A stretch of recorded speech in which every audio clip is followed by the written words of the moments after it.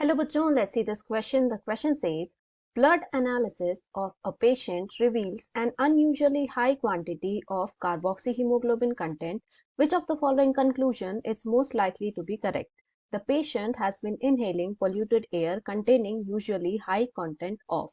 तो क्वेश्चन हमसे बोल रहा है कि एक पेशेंट का जब ब्लड एनालिसिस किया गया तो उसके ब्लड में हमें कार्बोक्सी हीमोग्लोबिन का जो कंटेंट है वो हाई दिखा देन द यूजुअल कंटेंट। तो इसके लिए क्या रीजन हो सकता है, एंड हमें ये भी बताया गया है कि पेशेंट जो है पोल्यूटेड एयर को इनहेल कर रहा था।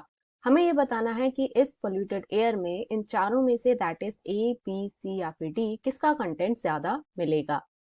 तो क्वेश्चन के लिए जो हमारा की कॉन्सेप्ट रहेगा, it is going to be carboxy haemoglobin.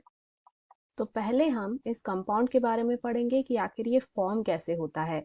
उसके बाद हम देखेंगे कि किस पॉल्यूटेंट की वजह से ये क्रिएट हो सकता है इन द बॉडी। तो ये जो है एक मॉडरेट लेवल का क्वेश्चन है। सो कार्बोक्सी हीमोग्लोबिन एक हीमोग्लोबिन का ही कंपाउंड है जो कि फॉर्म होता है by the combination of haemoglobin and CO, that is carbon monoxide. तो इन दोनों के मिक्स होने की वजह से जो फाइनल कंपाउंड हमें मिलता है that is the carboxy haemoglobin. And ये जो है बहुत ही ज्यादा टॉक्सिक कंपाउंड है फॉर अ बॉडी। एंड ऐसा क्यों है? बिकॉज इसकी यदि हम स्टेबिलिटी देखें तो it is almost 300 times more stable then oxy haemoglobin.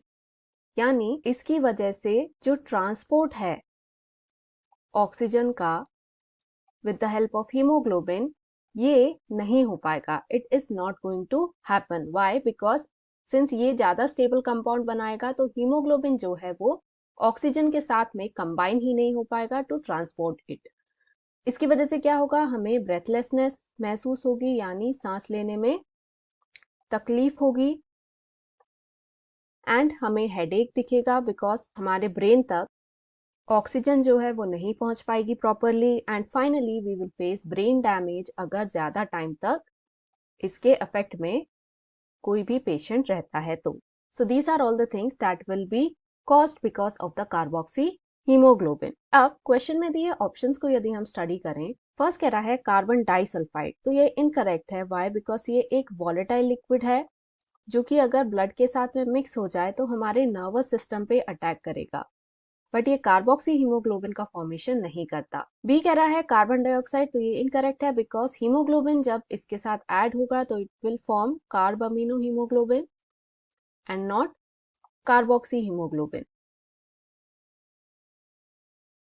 तो इस वजह से ये भी इनकरेक्ट ऑप्शन है। थर्ड कह रहा है क्लोरोफॉर्म। तो जो क्लोरोफॉर्म है ये भी टॉक्सिक है हमारी बॉडी के लिए। ये हमारे आइस में इरिटेशन कॉज कर सकता है, लिवर किडनी डैमेज कर सकता है, बट कार्बोक्सी हीमोग्लोबिन का फॉर्मेशन नहीं करता।